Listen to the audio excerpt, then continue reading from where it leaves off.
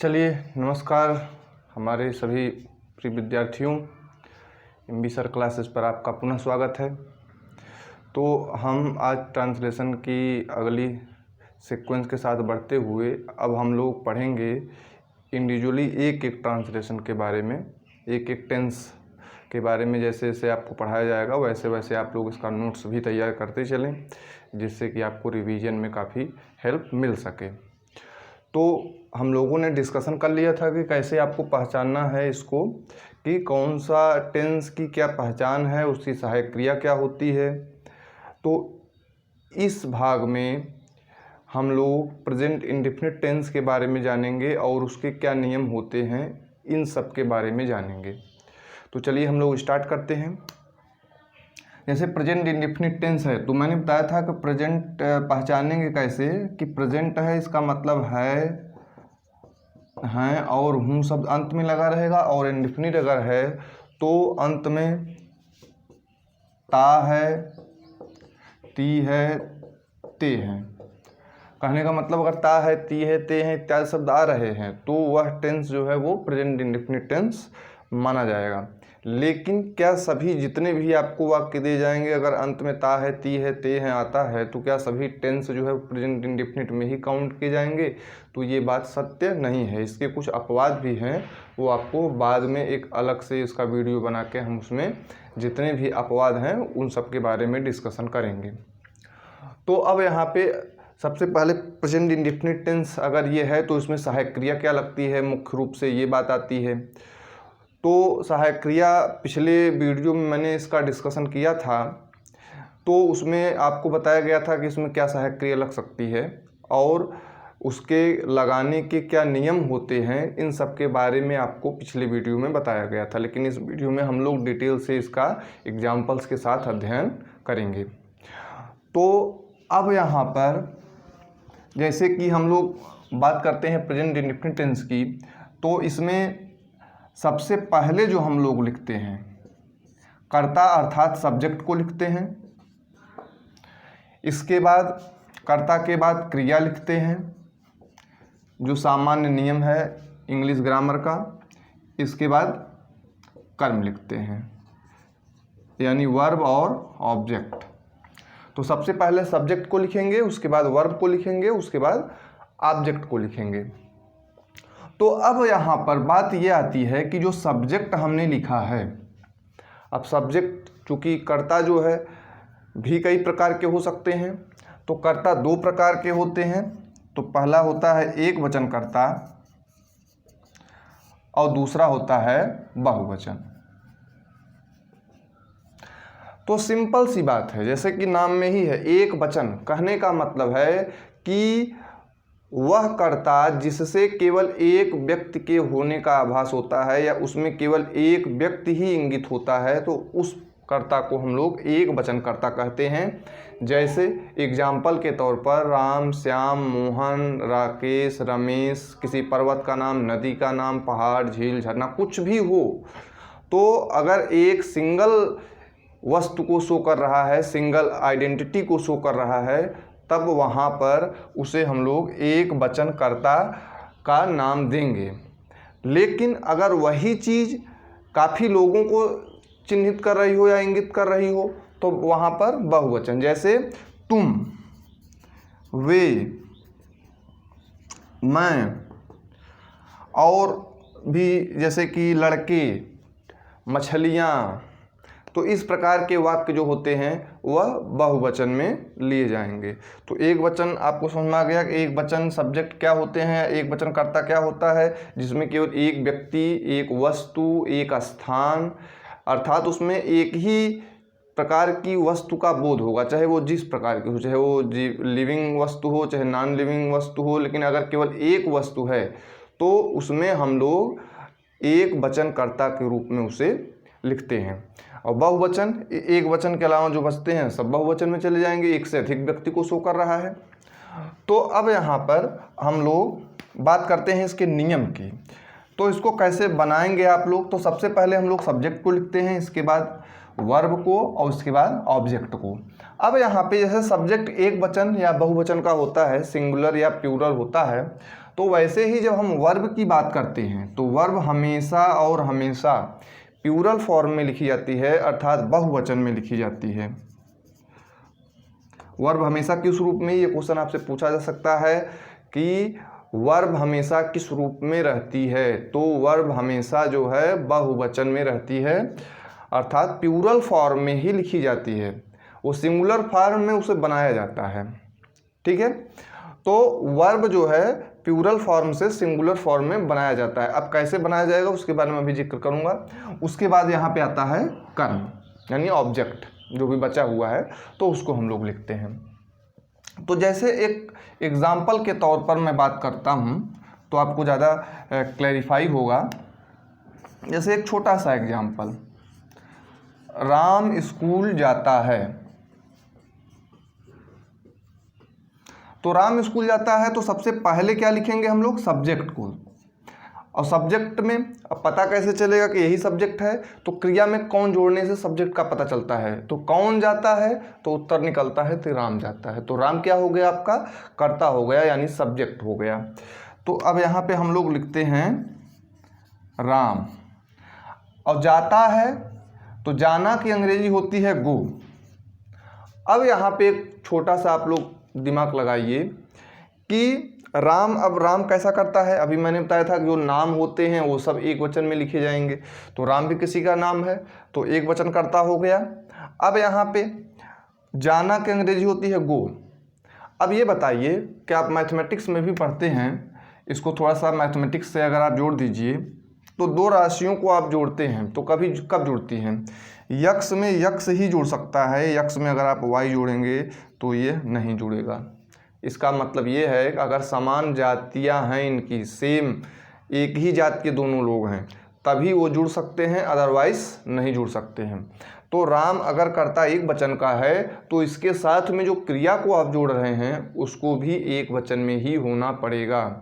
क्योंकि क्रिया हमेशा किस रूप में होती है, बहुवचन में, तो उसे एक वचन में बनाने के लिए हम लोग क्या करते हैं, यस या ईएस जोड़ देते हैं। जो कि पिछले क्लास में आपको मैंने लिखवाया था, यस या ईएस उसमें जोड़ा जाता है। तो क्यों जोड़ा जाता है, तो उसके पीछे जो मुख्य कारण है वह यही है, क्योंकि राम जो है एक वचन करता है। क्योंकि अगर यहाँ बहुवचन होता तो वर्ब जो है ऑलरेडी बहुवचन में होती है, प्लूरल फॉर्म में होती है, तो ये भी ऑलरेडी प्लूरल है, ये भी प्लूरल है, तो यहाँ पे आपको यस या ईएस लगाने की ज़रूरत ही नहीं है, क्योंकि ये ऑलरेडी अपने ही रूप में है, बहुवचन में ही है, और कर्ता भी आपका बहुवचन में है। तो यहाँ पर यस या ईएस लगाने की कोई आवश्यकता नहीं है, इसीलिए बहुवचन में यस या ईएस नहीं लगाया जाता। जबकि अगर एक वचन का कर्ता हुआ तो क्रिया बहुवचन में होती है, तो क्रिया को एक वचन बनाने के लिए ही हम उसमें यस या ईएस जोड़ देते हैं।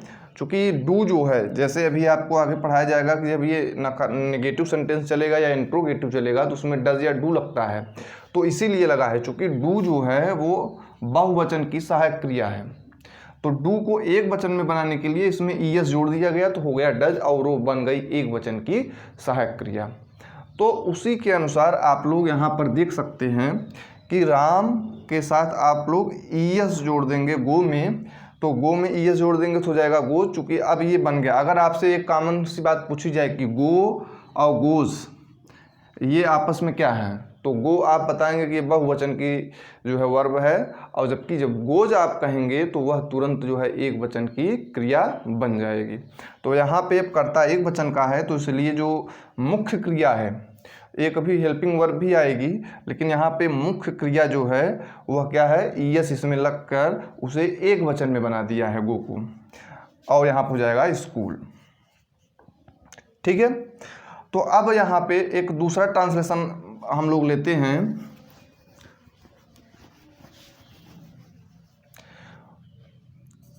वे स्कूल जाते हैं, तो वे की अंग्रेजी क्या हो गई, दे। अब जाना का अंग्रेजी होती है गो। अब इसमें यस या ईएस नहीं लगेगा। क्यों नहीं लगेगा, क्योंकि यह जो है ये बहुवचन में है तो ये ऑलरेडी वर्ब आपकी किस में होती है, बहुवचन में, तो इसलिए इसको एक वचन में अब बनाने की कोई ज़रूरत नहीं है, क्योंकि कर्ता हमारा ऑलरेडी जो है वह बहुवचन में है। तो कर्ता भी बहुवचन और उसके साथ जो लग रही है मुख्य क्रिया वो भी बहुवचन में है, तो इसलिए आपको एस आई एस लगाने की ज़रूरत नहीं है, वो लोग डायरेक्टली अपने आप में जुड़ जाएंगे। तो यहाँ पे हो जाएगा दे गो टू स्कूल। ठीक है, तो चलिए हम लोग नेक्स्ट आगे बढ़ते हैं इसमें।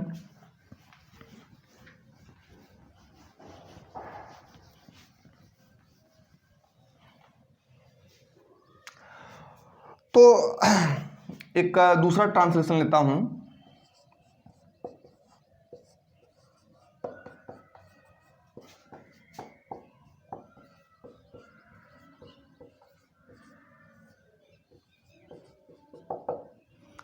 मोर जंगल में नाचते हैं। अब यहाँ पे इस ट्रांसलेशन से बहुत कुछ आपको सीखने को मिल सकता है। मोर जंगल में नाचते हैं, जैसे अभी मैंने लिखा था पिछले ट्रांसलेशन में राम, और एग्जांपल दूसरा दिया था वे, तो ये तो देखते ही समझ में आ गया कि राम भाई एक वचन करता होता है और वे जो है बहुवचन करता होता है, तो उसके हिसाब से सहायक क्रिया आपने सेट कर ली।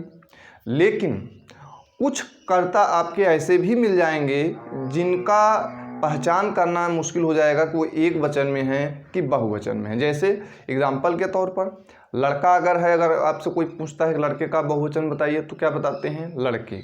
बच्चा का बहुवचन बच्चे, ठीक है। लड़की का बहुवचन लड़कियां। तो उसी प्रकार से अगर आपसे ये पूछा जाए कि मोर का बहुवचन बताइए क्या होगा, तो उसी प्रकार से आप सोचेंगे कि मोर का मोरे हो जाएगा। अगर मैं पूछूं शेर का बताइए बहुवचन क्या होगा, तो आप कहेंगे कि शेरे हो जाएगा। तो ये बिल्कुल ही गलत है, हिंदी की दृष्टि से शेरे और मोरे ऐसा कोई शब्द नहीं होता है। तो इसको आप लोग पहचानेंगे कैसे कि ये एक वचन का है कि बहुवचन का है, तो उसके लिए कभी कभी ऐसा होता है, ऐसी सिचुएशन बनती है कि कर्ता से पहचान करना मुश्किल हो जाता है। इसका मतलब है कि कर्ता को देख करके कि वह एक वचन का है या बहुवचन का है, यह कभी कभी अंदाज़ा लगाना मुश्किल हो जाता है। तो उसको पता करने के लिए कि एक वचन में है कि बहुवचन में है, हम लोग कहाँ जाते हैं, इसके वर्ब पे, क्रिया पे। यह चाहे आप कर्ता पहचान पाएँ या ना पहचान पाएँ, लेकिन क्रिया हमेशा ये बता देगी कि इसके साथ किस प्रकार का कर्ता लगा हुआ है, वह एक वचन का है कि बहुवचन का है। बिना कर्ता देखे आप लास्ट में इसकी जो है क्रिया अगर आप लोग देख लेंगे तो भी पता चल जाएगा कि एक वचन में है कि बहुवचन में है। तो जैसे नाचते हैं, तो है जो है, जैसे है, हैं और हूँ, तो है जो है लिखा जाता है एक वचन करता, जैसे वह घर जाता है, तो है लिखा है उसके पीछे, है नहीं लिखा है। तो है से भी आप जान सकते हैं कि वो जो कर्ता लिखा हुआ है वो एक वचन करता है। और अगर हैं लिखा हुआ है तो इसका मतलब है जैसे वे घर जाते हैं, ये शुद्ध है। अगर आपसे ये पूछ दिया जाए कि हैं मत लगाओ, वे घर जाते हैं, तो ये सेंटेंस ही आपका गलत हो जाएगा, हिंदी ग्रामर की दृष्टि से गलत सेंटेंस हो जाएगा। तो वहाँ पर आपको हैं ही लगाना है। तो जहाँ पे जैसा कर्ता होगा अंत में वर्ब उसी के अकॉर्डिंग आएगी, या वर्ब को पहचान लेंगे तो कर्ता भी पता चल जाएगा कि वो बहुवचन का ही करता है। जैसे हूँ, मैं के लिए हूँ आता है, जैसे मैं स्कूल जाता हूँ, तो मैं स्कूल जाता है या मैं स्कूल जाते हैं, ये वाक्य गलत है। तो हूँ शब्द स्पेशली किसके लिए आ रहा है, वह मैं शब्द के लिए आ रहा है। तो वहाँ से भी आप अंदाज़ा लगा सकते हैं कि हमारा जो कर्ता बन रहा है वह बेसिकली एक वचन का है कि बहुवचन का है। इसका अंदाज़ा जो है आप क्रिया, जैसे नाचता है अगर यहाँ पे हम लिखे होते, देखिए मोर शब्द अपनी जगह पे एक वचन है। देखिए दोनों मैं लिख दे रहा हूँ जिससे कि अंतर आपको स्पष्ट हो जाए। मोर जंगल में नाचता है। अब देखिए मोर की लोकेशन वही है, यहाँ पे भी मोर है, यहाँ पे भी मोर है। तो कैसे आप ये पता लगाएंगे कि एक वचन वाला है कि बहुवचन यहाँ पे लिखा हुआ है। तो उसी के लिए मैं कह रहा हूँ कि यहाँ पे क्रिया इसकी प्रमुख है। क्रिया ही यहाँ पे ये बता देगी कि आपको एक वचन लिखना है कि बहुवचन। जैसे नाचते हैं कि मतलब बहुत सारे मोर नाच रहे हैं। शेर जंगल में दहाड़ते हैं, अगर दहाड़ता है शब्द हमने यूज़ किया होता तो दहाड़ता है वो एक वचन में चला जाता, लेकिन दहाड़ते हैं अगर ये हमने शब्द बोला है तो इसका मतलब है कि यह दहाड़ता है, मतलब कि जो शेर है वो केवल सिंगल शेर की बात हो रही है, एक ही शेर है। ठीक है। तब वहाँ पे इस चीज़ का क्लैरिफाई आप यहाँ पे कर सकते हैं कि वह जो है वो एक वचन का है कि बहुवचन का है। अब यहाँ पे देखिए, तो यहाँ पे सिंपली हो जाएगा। अब यहाँ पे डांस, चूंकि ये तो अब यहाँ पे डांस यस नहीं लगेगा इसमें, चूंकि ये ऑलरेडी बहुवचन में मान लिया गया है। तो यहाँ पे जो ये वर्ब है ये जो है आपकी किस में हो जाएगी, बहुवचन में ही रहेगी। तो नाचते हैं माने वर्ब आपकी ऑलरेडी बहुवचन में है, तो ये भी जो है, जो यहाँ पे ये मोर लिखा हुआ है, ये क्या है, बहुवचन में लिखा हुआ है। इन दी जंगल, तो जंगल का जंगल भी होता है, एक्साइल भी होता है, एक्साइल मीन्स वन होता है। फॉरेस्ट भी लिख सकते हैं, तो उसमें कोई दिक्कत नहीं है आपको। अब यहाँ पे क्या हो जाएगा, यहाँ पे यस लग जाएगा, चूंकि नाचता है इसका मतलब एक वचन है, इन दी जंगल।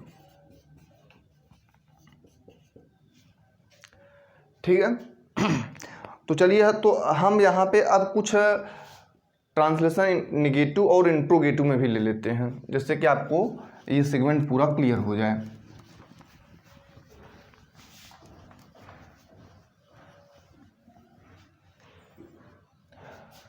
जैसे अगर निगेटिव है, अगर आपका निगेटिव सेंटेंस है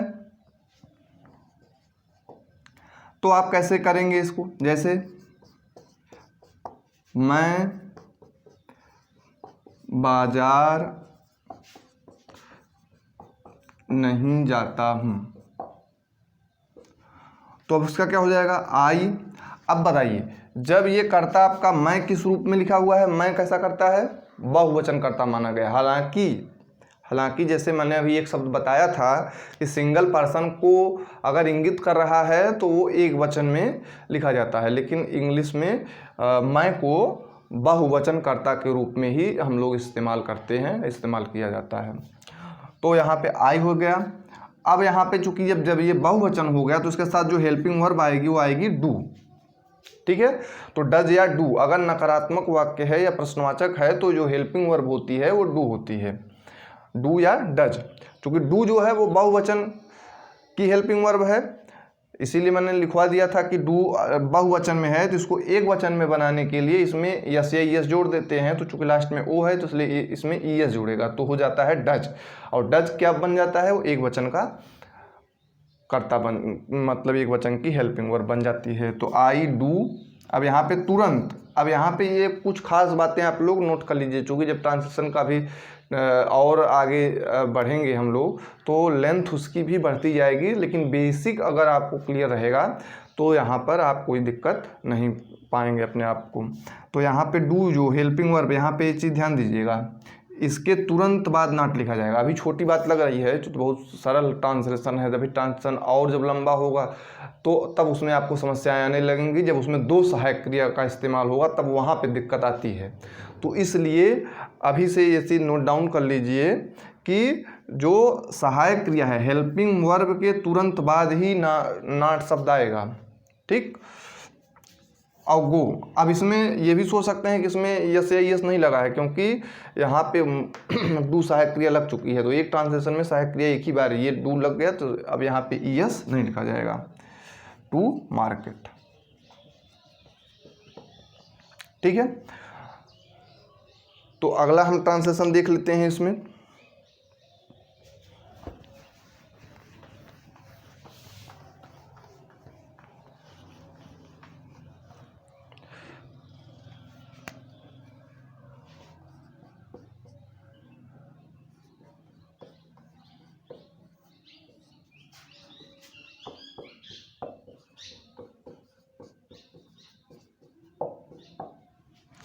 अब प्रश्नवाचक शब्दों की जब बात होती है तो क्या, क्यों, कब, कैसे, प्रश्नवाचक शब्दों के बारे में सुन लीजिए। प्रश्नवाचक शब्द भी दो प्रकार से टेंस में लिखे जा सकते हैं। पहला प्रश्नवाचक शब्द क्या होता है, दो टाइप की होती है। पहला क्या, क्यों, कब, कैसे, ये सब वाक्य जो होते हैं वो सब बीच में ट्रांसलेशन के आते हैं। जैसे यही ट्रांसलेशन है, वे बाजार क्यों जाते हैं, तो देखिए क्यों प्रश्नवाचक शब्द है लेकिन बीच में आया है। क्या, और दूसरा वे स्कूल कब जाते हैं, वे स्कूल क्यों नहीं जाते हैं, वे दिल्ली क्यों नहीं जाते हैं।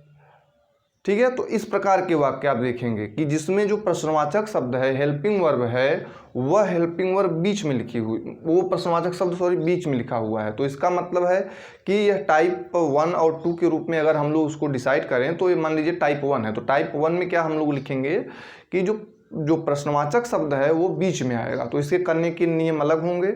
और टाइप 2 में हम लोग बात करेंगे कि जिसमें क्या शब्द जो कि प्रश्नवाचक शब्द के रूप में ही ट्रीट होगा वो भी, लेकिन वो शब्द क्या होगा, एकदम पहले आएगा। जैसे क्या वह स्कूल जाता है, तो ये भी प्रश्नवाचक शब्द है, लेकिन इसमें जो प्रश्नवाचक शब्द क्या है वो पहले आया है, टेंस में वो पहले लिखा जा रहा है। और दूसरा है कि क्या, क्यों, कब, कैसे, ये सब बीच में लिखे जा रहे हैं। तो जब बीच में लिखे जाएंगे तो उनका नियम अलग होगा। और अगर ये प्रश्नवाचक शब्द पहले आ रहे हैं, जैसे क्या शब्द जो दूसरा वाला टाइप 2 है उसमें क्या शब्द पहले आया हुआ है, तो उसका रूल दूसरा है। तो सबसे पहले हम लोग क्यों इस शब्द को हम लोग देखते हैं और उसमें ये इसका ट्रांसलेशन करने का प्रयास करेंगे। तो सबसे पहले हम लोग लिखते हैं जो ये प्रश्नवाचक शब्द है इसको, ठीक है। तो इसका नियम है, प्रश्नवाचक शब्द इसके तुरंत ही बाद हम लोग क्या लिखेंगे, इसकी सहायक क्रिया हेल्पिंग वर्ब लिखेंगे। तो हेल्पिंग वर्ब जो लिखी जाती है वो कर्ता के अनुसार लिखी जाएगी। तो कर्ता एक वचन का है कि बहुवचन का, अगर एक वचन का है तो डज लगेगा, बहुवचन का है तो डू लगेगा। तो अब बताइए वे लिखा है तो वे के लिए क्या आएगा, डू। अब यहाँ पे तुरंत दे लिखा जाएगा, तुरंत कर्ता लिखा जाएगा। तो ये चीज़ याद कर लीजिएगा कि हेल्पिंग वर्ब के, यहाँ पे हेल्पिंग वर्ब के तुरंत बाद कर्ता और कर्ता के तुरंत बाद अगर नॉट दिया हुआ है तो, जैसे अगर मैं मान लीजिए इसी में नहीं भी ऐड कर देता हूँ, वे बाजार क्यों नहीं जाते हैं, तो इसमें क्या हो जाएगा कि दे के तुरंत बाद ही नॉट आएगा, तुरंत बाद। ऐसा नहीं है कि डू लिख दिया इसके बाद नॉट फिर दे लिख दिया, सिक्वेंसली आपको लिखना है। तो इसी के अकॉर्डिंग आपको लिखना पड़ेगा, जिससे कि आगे और भी जब लंबे ट्रांसलेशन होंगे, जब अभी आगे जब हम लोग पास्ट परफेक्ट कंटिन्यूअस या फ्यूचर परफेक्ट कंटिन्यूअस में जाएंगे तो वहाँ ट्रांसलेशन थोड़े लंबे हो जाते हैं टेंस, तो वहाँ पे ये समझने में दिक्कत हो जाती है। दो सहायक क्रिया लगेगी तो उसमें कौन सहायक क्रिया, किसको नॉट कहाँ लिखना है, कैसे लिखना है, कर्ता कहाँ लिखना है, सब्जेक्ट इसका, तो वहाँ पर आपको ज़्यादा दिक्कतों का सामना करना पड़ सकता है। इसलिए जो बेसिक बातें हैं उसको यहीं पे अभी समझ लीजिए। तो प्रश्नवाचक शब्द के तुरंत बाद इसमें क्या लिखा जाएगा, डज या डू, अर्थात इसका जो हेल्पिंग वर्ब है उसको लिखेंगे। इसके बाद तुरंत हम लोग कर्ता लिखते हैं, तो कर्ता इसका क्या है, दे है, जो कि बहुवचन कर्ता है। अब इसके बाद नॉट, इसके तुरंत बाद हम लोग क्या लिखेंगे, नॉट लिखेंगे। और इसके बाद गो टू मार्केट, ठीक है। तो ये आप लोग नोटेशन याद रखिएगा कि प्रश्नवाचक शब्द के बाद तुरंत इसका हेल्पिंग वर्ब, हेल्पिंग वर्ब के बाद कर्ता, कर्ता के बाद नॉट, इसके बाद मुख्य क्रिया, इसके बाद कर्म। तो मुख्य क्रिया के बाद जो बचता है वो सब कर्म में ही लिखा जाएगा, ऑब्जेक्ट में ही लिखा जाएगा। तो अगला हम लोग देखते हैं जो टाइप 2 अभी मैंने बताया था कि क्या शब्द बीच में अगर आ रहा है तो उसके लिए आप लोग क्या रणनीति अपनाएंगे। तो देखते हैं क्या शब्द अगर बीच में आता है तो,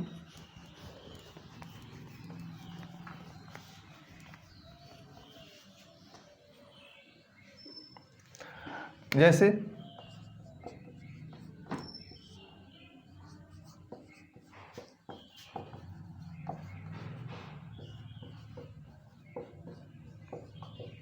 क्या तुम स्कूल नहीं जाते हो। अब इसको कैसे करेंगे, ये भी एक प्रश्नवाचक सेंटेंस है, इंट्रोगेटिव सेंटेंस है, लेकिन इसमें क्या शब्द पहले आ गया है। जो पहला टाइप हमने दिया था तो उसमें क्या, क्यों, कब, कैसे ये लोग बीच में आए थे, यानी जो प्रश्नवाचक शब्द थे वो लोग बीच में थे। लेकिन इसमें क्या है कि ये पहले आ गए हैं, तो इनके लिए दूसरा नियम है, उसके लिए दूसरा। तो यहाँ पे व्हाट नहीं लिखा जाएगा, पहले आ गया तो इसमें व्हाट लिख दिया। जैसे वहाँ पे वाई मैंने पहले लिखा था तो यहाँ पे ऐसा नहीं है कि व्हाट को हम लोग पहले लिखेंगे। तो इसका ये नियम है कि जब भी क्या से ट्रांसलेशन स्टार्ट होगा, एक चीज़ याद नोट कर लीजिए, जब भी क्या से ट्रांसलेशन स्टार्ट होगा तो हम लोग क्या करेंगे, सबसे पहले क्या लिखेंगे, हेल्पिंग वर्ब लिखेंगे। तो हेल्पिंग वर्ब, चूँकि ये ट्रांसलेशन प्रेजेंट इंडेफिनिट में चल रहा है, तो हेल्पिंग वर्ब इसकी डज या डू होगी। तो डज या डू लगेगा, ये डिपेंड करेगा, चाहे यहाँ से आप क्रिया से पकड़ लीजिए, क्योंकि यहाँ पे जाते हैं इसका मतलब बहुवचन है, तो ऑलरेडी बिना सोचे समझे आप डू लगा सकते हैं। या नहीं समझ में आ रहा है भाई, कर्ता देख लीजिए, तो कर्ता भी तुम, जो कि बहुवचन कर्ता माना गया है, तो यहाँ पे हम लोग लिखेंगे डू। अब इसके बाद तुरंत कर्ता लिखा जाएगा, और इसके कर्ता के ठीक बाद तुरंत नॉट, ये इसकी फिक्स्ड लोकेशन है, ये सब इसमें कोई परिवर्तन अगर आप करेंगे तो कर्ता कहाँ लिखना है, क्रिया कहाँ लिखनी है, कर्म कहाँ लिखना है, अगर इनका लोकेशन आप चेंज करेंगे ट्रांसलेशन वहीं पे गलत हो जाएगा। तो अब यहाँ पे do you not go to school, और यहाँ प्रश्नवाचक वाक्य, ठीक है। तो do you not go to school. तो इस तरीके से आपको प्रश्नवाचक शब्द समझ में आ गए कि कैसे इनको लिखना है। तो आप लोग घर पे इस पे ज़्यादा से ज़्यादा प्रैक्टिस कीजिए, और अगर प्रैक्टिस में कोई समस्या आती है किसी क्वेश्चन में, तो कमेंट बॉक्स में ज़रूर हमको बताइए जो भी समस्याएं हैं। तो नेक्स्ट वीडियो में हम लोग इस पर थोड़ा से और, इसमें कुछ और स्पेशल नियम हैं, उन सब नियमों के बारे में हम लोग कल जिक्र करते हैं अपनी नेक्स्ट वीडियो में। तब तक के लिए धन्यवाद।